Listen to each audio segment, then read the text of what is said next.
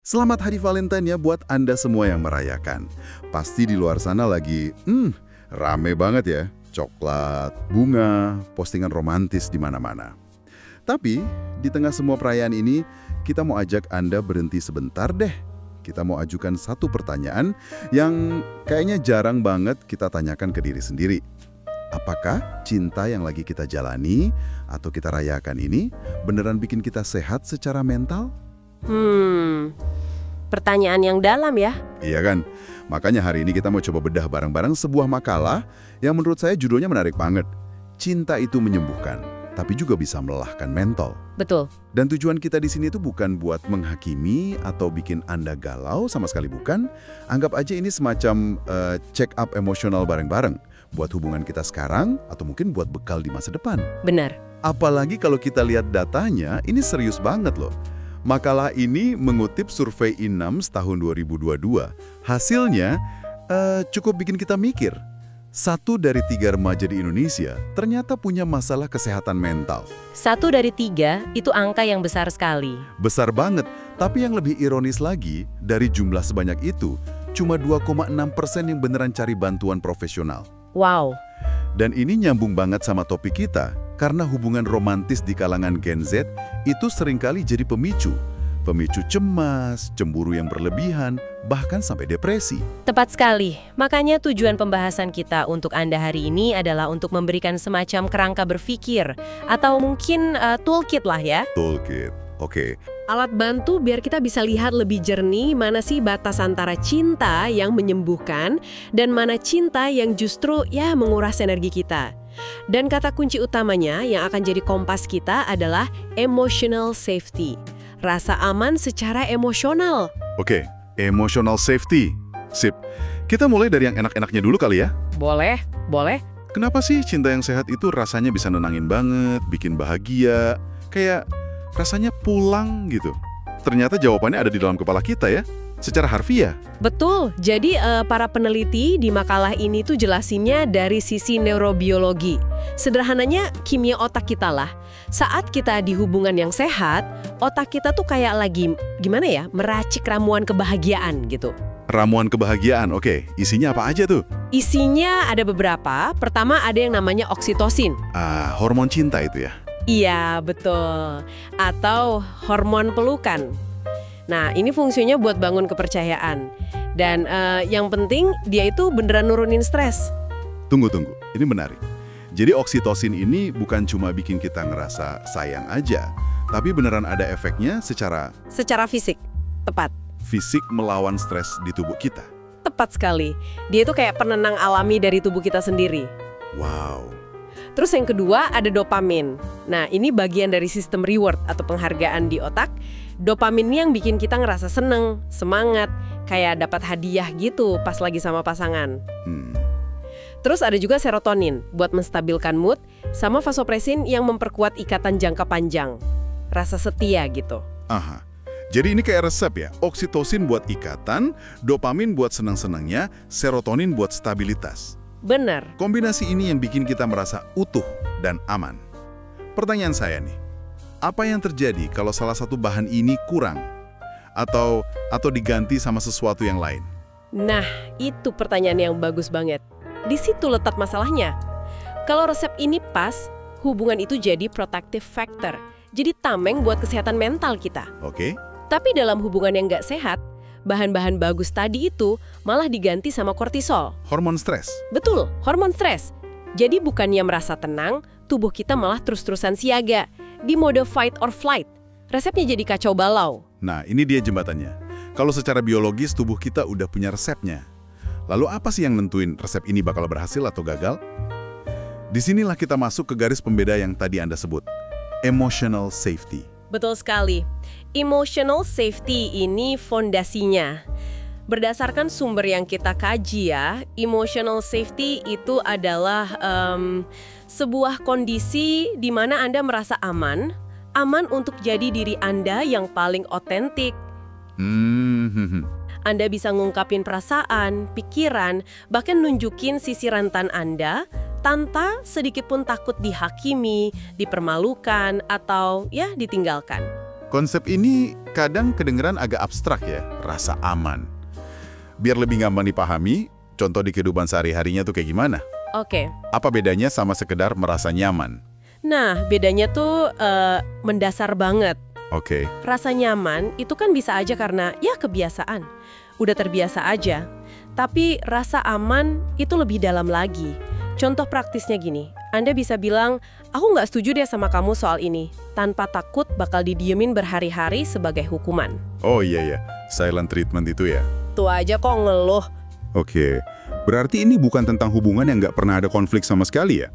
Justru sebaliknya, ini tentang keyakinan bahwa bahkan di tengah konflik pun hubungan kalian itu tetap aman, ikatan kalian nggak terancam.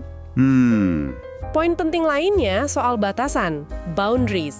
Di hubungan yang aman secara emosional, batasan pribadi itu dihargai, bukan dianggap ancaman. Contohnya? Anda boleh punya waktu sendiri, teman-teman sendiri, hobi sendiri, tanpa harus ngerasa bersalah. Oke, jadi jelas banget ya, fondasi ini bukan cuma soal perasaan, tapi sebuah kondisi yang bikin kimia otak kita kerja dengan baik. Nah, kalau fondasi ini goyah, atau malah hancur, disitulah kita masuk ke wilayah draining love, cinta yang menguras. Gimana bentuk kerusakannya menurut riset ini? Kerusakannya bisa sangat sistematis. Sumber ini mengutip studi yang cukup bikin khawatir di Makassar. Mereka nemuin ada 364 kasus kekerasan dalam pacaran dalam setahun. Wow. Dan yang paling sering terjadi adalah perilaku posesif, yang sayangnya sering disalahartikan sebagai tanda sayang. Nah, ini dia. Dari sini kita bisa lihat ada 3 tanda bahaya utama dari hubungan yang menguras. Apa aja tuh? Yang pertama, kontrol berlebihan dan posesif. Ini sering mulainya halus banget. Awalnya mungkin nanya, kamu di mana? Sama siapa? Lama-lama jadi, aku minta password sosmed kamu ya. Atau, aku nggak suka kamu temenan sama dia. Kontrol ini seolah-olah perhatian, padahal sebenarnya itu perampasan otonomi diri. Di sini batasnya sering tipis banget ya, antara peduli sama mengontrol. Gimana kita bisa bedain ya? Kuncinya ada di perasaan Anda. Kepedulian itu rasanya hangat, mendukung. Kontrol itu rasanya sesak, bikin cemas. Kepedulian itu datang dari rasa percaya. Kontrol datang dari rasa tidak aman. Oke. Itu yang pertama. Yang kedua? Tanda bahaya kedua adalah kekerasan emosional. Ini lebih dari sekedar marah-marah biasa ya. Ini mencakup penghinaan, meremehkan, sampai yang namanya gaslighting. Nah, gaslighting. Istilah ini sering banget kita dengar sekarang. Bisa tolong dijelasin lagi maksudnya apa? Mungkin pakai contoh biar lebih kebayang? Tentu, gaslighting itu sebuah bentuk manipulasi psikologis, di mana si pelaku bikin korbannya jadi ragu sama realitasnya sendiri. Ragu sama ingatannya, sama persepsinya. Contoh kalimatnya gini, kamu terlalu sensitif deh, atau kamu salah ingat kali, aku nggak pernah ngomong gitu. Atau, itu semua cuma di kepala kamu aja? Tepat, tujuannya adalah bikin Anda ngerasa gila, nggak percaya lagi sama diri sendiri, dan akhirnya jadi lebih gampang dikontrol. Ini bahaya banget. Dan yang ketiga? Yang ketiga, dan ini mungkin dampak yang paling menyedihkan, adalah kehilangan jati diri. Ini terjadinya pelan-pelan. Awalnya mungkin Anda cuma berhenti ngelakuin hobi yang nggak disukai pasangan. Lama-lama Anda ngejauh dari teman-teman. Akhirnya Anda mungkin ngorbanin nilai-nilai hidup atau bahkan cita-cita. Sampai satu titik, Anda ngelihat ke cermin dan nanya, aku ini siapa lagi ya? Riset ini kan juga ngangkat beberapa contoh kasus nyata ya, yang bikin semua ini jadi lebih terasa gitu dampaknya. Bisa diceritain? Iya, ada 2 kasus yang menonjol. Pertama, seorang siswi SMA di Makassar. Pacarnya ini posesif banget, rutin ngecek HP, ngelarang temenan sama cowok lain. Puncaknya sampai ada kekerasan fisik. Ya Tuhan. Tapi yang menarik di sini polanya. Ada yang namanya cycle of abuse atau siklus kekerasan. Jadi setelah melakukan kekerasan, pelakunya akan nangis, minta maaf, jadi super manis dan romantis. Memberi harapan. Betul, ngasih harapan ke korban bahwa dia akan berubah. Tapi kemudian, siklus itu keulang lagi. Harapan palsu yang menjebak ya. Iya. Lalu kasus kedua gimana? Kasus kedua, ini seorang mahasiswi yang tadinya aktif banget di organisasi. Pasangannya sering komplain kalau dia terlalu sibuk. Demi ngejaga hubungan, mahasiswi ini pelan-pelan mundur dari semua kegiatannya. Akibatnya? Akibatnya, dia kehilangan lingkaran pertemanannya. Dunianya jadi sempit, dan dia jadi makin bergantung sama satu orang aja, pasangannya yang problematik itu. Ini taktik isolasi yang sangat efektif. Mau refleksi, para peneliti di sini nyusun semacam checklist. Ini bukan buat diagnosis ya, tapi lebih sebagai kaca spion aja buat ngeliat kondisi kita sendiri dengan jujur. Oke. Coba deh tanyain ini ke diri sendiri, ya. Pelan-pelan aja. Pertama, apa Anda sering ngerasa takut atau cemas itu setiap kali pasangan marah? Kedua, apa Anda ngerasa harus berjalan di atas cangkang telur biar nggak mancing konflik? Ketiga, apa pasangan sering ngeremehin Anda, baik pas lagi berdua atau malah di depan orang lain? Keempat, apa Anda merasa makin jauh dari teman dan keluarga sejak menjalani hubungan ini? Dan yang terakhir, apa Anda lebih sering nangis atau merasa nggak berharga setelah interaksi sama pasangan? Pertanyaan-pertanyaan itu nusuk banget ya. Saya rasa penting buat kita semua ingat, kalau ada yang jawab iya ke beberapa pertanyaan tadi, ini bukan berarti Anda lemah atau salah. Tepat sekali. Ini adalah sinyal. Sinyal bahwa ada sesuatu yang nggak sehat dalam dinamika hubungan Anda, dan itu bukan salah Anda. Betul. Ini bukan tentang menyalahkan diri sendiri, tapi tentang mengenali pola yang merugikan kesehatan mental kita. Oke, jadi kalau kita sandingkan langsung nih, biar perbedaannya makin tajam. Seperti apa perbandingan antara cinta yang sehat dan cinta yang melelahkan ini? Nah, makalah ini merangkumnya dengan sangat baik. Kita bisa lihat dari 4 aspek utama. Pertama, identitas diri. Di cinta yang sehat nih, Anda itu didukung buat bertumbuh. Makin jadi diri sendiri ya? Tepat. Makin jadi versi terbaik diri Anda. Identitasnya kuat. Sebaliknya, di cinta yang melelahkan, identitas Anda itu pelan-pelan luntur, terkikis. Karena harus terus-terusan nyesuaiin diri sama keinginan pasangan. Yang kedua pasti soal komunikasi ya. Betul. Aspek kedua, komunikasi. Cinta sehat itu dialognya terbuka, jujur, saling menghargai, bahkan pas beda pendapat. Oke. Cinta yang melelahkan isinya kritik yang ngejatuhin, manipulasi, sama hukuman emosional kayak silent treatment tadi. Oke. Yang ketiga. Aspek ketiga, emosi dominan. Coba Anda rasakan, emosi apa sih yang paling sering muncul di hubungan Anda? Kalau di hubungan sehat, yang dominan itu rasa tenang, aman, bahagia. Kalau di hubungan yang melelahkan, yang dominan itu cemas, takut, rasa bersalah, dan capek mental yang terus-terusan. Dan yang terakhir yang paling penting nih, dampak jangka panjangnya. Tepat.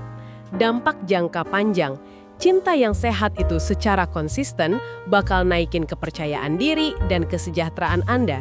Sementara cinta yang melelahkan sudah pasti akan nurunin harga diri Anda secara drastis dan ningkatin risiko gangguan mental kayak depresi dan cemas. Tapi penting juga ya buat kita nggak cuma fokus ke sisi gelapnya, biar seimbang. Riset ini juga kan ngangkat contoh-contoh yang positif, biar kita tahu bentuk nyata hubungan sehat itu ada, dan bukan hal yang mustahil. Tentu. Ada contoh pasangan mahasiswa di Yogyakarta yang saling jadi support system pas lagi stres skripsi. Mereka nggak saling nyalahin, tapi malah saling bantu cari solusi, ngingetin buat istirahat. Manis banget.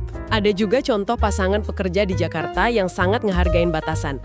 Mereka nggak merasa perlu ngecek HP pasangan dan secara sadar saling ngasih ruang buat me time. Untuk ngelakuin hobi masing-masing. Ini nunjukin kalau cinta sehat itu dibangun di atas kepercayaan dan penghargaan terhadap individualitas. Jadi, kesimpulan dari semua obrolan kita hari ini, momen Valentine ini bisa kita pakai buat sesuatu yang lebih dalam ya dari sekedar perayaan. Betul. Ini semacam undangan buat refleksi yang jujur dan penuh kasih sayang ke diri kita sendiri tentang kualitas hubungan yang lagi kita jalani. Pesan utama dari para peneliti ini sangat kuat dan jelas. Cinta yang layak dirayakan itu adalah cinta yang membuat kita mekar, bukan yang bikin kita layu atau mengecil. Cinta yang bikin kita merasa aman buat jadi diri kita seutuhnya, bukan yang bikin kita terus-terusan pakai topeng karena takut. Dan sebagai penutup, makalah ini ninggalin sebuah pertanyaan yang menurut saya sangat provokatif buat Anda renungkan. Nggak perlu dijawab sekarang, tapi coba disimpan aja di dalam hati.